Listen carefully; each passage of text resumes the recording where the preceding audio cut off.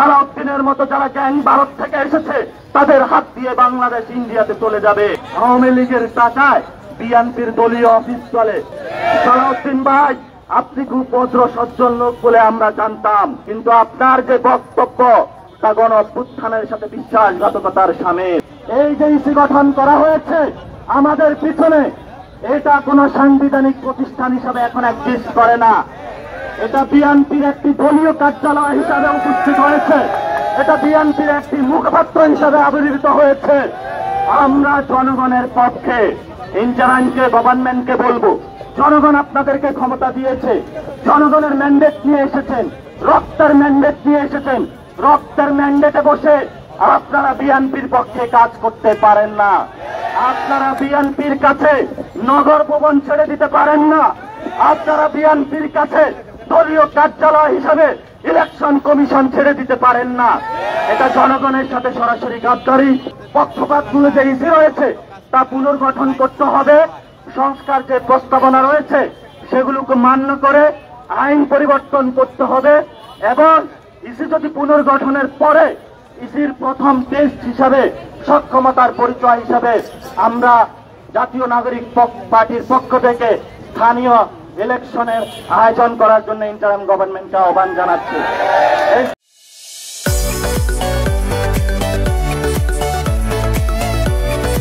স্থানীয় ইলেকশনের মধ্য দিয়ে বাংলাদেশের বর্তমানে যে সমস্যাগুলো রয়েছে, বিভিন্ন জায়গায় মানুষ হাহাকার করে ঘুরে বেড়াচ্ছে, এনআইডি সার্টিফিকেট পাচ্ছে না, বিভিন্ন জায়গায় স্থানীয় সার্ভিসগুলো পাচ্ছে না, বিভিন্ন জায়গায় মানুষ তাদের দালাল চক্রের মাধ্যমে যে অফিসগুলো বিএনপি এখন দখল দিয়ে তাদের দলীয় কার্যালয় হিসাবে সরকারি অফিসগুলো দখল দিয়ে বিভিন্ন মানুষের যে সেবাগুলো রয়েছে তারা দলীয় টেন্ডারে এখন তারা বিক্রি করছে। আমরা সরকারকে বলবো, জনগণের ট্যাক্সের টাকা আপনারা জনগণের অফিস আপনাদের হাতে তুলে নেন, বিএনপি থেকে দখল মুক্ত করুন, ইসিকে দখল মুক্ত করুন। যদি আপনারা না করতে পারেন তাহলে উপদেষ্টা প্যানেলে যারা বিএনপির রয়েছে তাদেরকে আপনারা দ্রুত গতিতে বের করে দেন। তারা বিভিন্ন রাজনৈতিক দলের ওইখানে বসে বসে শিরোমে গণ অভ্যুত্থানের রক্তের উপরে বসে তাদের বিরুদ্ধে তারা এখন ষড়যন্ত্র করছে। কেউ করছে বিচারালয়ে, কেউ করছে অর্থ মন্ত্রণালয়ে, আর কেউ করছে শিক্ষা মন্ত্রণালয়ে। এই হচ্ছে বাংলাদেশের সকল ক্যাম্পাসগুলোতে ডাকসু ইলেকশন না দিয়ে ক্যাম্পাসগুলোতে ছাত্র সংসদ নির্বাচন আয়োজন না করে সেগুলোতে রাশের রাজনীতিতে তারা ঠেলে দিয়েছে। আমরা দেখতে পাইছি আমাদের ভাই সাম্যকে রাতের আধারে হত্যা করা হয়েছে, এখনো তারা বিচার পায়নি। এর পূর্বে আপনারা দেখেছেন হলে হলে নির্যাতন করা হয়েছে, গুপ্ত করা হয়েছে, গুম করা হয়েছে, জাহাঙ্গীরনগরে হত্যা করা হয়েছে। এই বিএনপির লাশের রাজনীতি তারা শুরু করেছে। আমরা বাংলাদেশে কোনো লাশের রাজনীতি দেখতে চাই না। আমরা বাংলাদেশে শেখ হাসিনার কোন অর্থনৈতিক ব্যবস্থা দেখতে চাই না। আওয়ামী লীগের যে ব্যবসা বাণিজ্য রয়েছে সেগুলো এখনো এক্সিস্ট করছে। যারা বিএনপির দলীয় নেতা কর্মী রয়েছেন আমাদের একজন বক্তব্য দিয়েছেন, কুমিল্লাতে তারা সরজমিনে দেখেছেন আওয়ামী লীগের টাকায় বিএনপির দলীয় অফিস চলে। আওয়ামী লীগের টাকায় বিএনপি হলো নগর ভবন বন্ধ করে। আওয়ামী লীগের টাকায় তারা আজকে বড় বড় কথা বলে। আমরা গণ অভ্যুত্থানের পরে দেখেছি তারা বসুন্ধরা যারা ফ্যাসিস্ট শক্তির সহযোগী ছিল তাদের গাড়িতে করে ইন্ডিয়ার এজেন্ট বাস্তবায়ন করার জন্য বাংলাদেশে এসে কিভাবে করে জনতার উপর গাড়ি চালিয়ে আজকে তারা জনগণের উপরে বড় বড় কথা বলছে।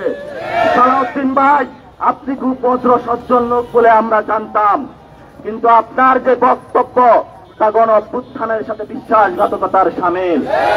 আমরা মনে করেছিলাম আপনি ইন্ডিয়াতে নিপীড়িত হয়েছেন, এখন দেখছি আপনি ইন্ডিয়াতে কোন প্রেসক্রিপশন নিয়ে বাংলাদেশের বিরুদ্ধে ষড়যন্ত্রে মেতে উঠেছেন।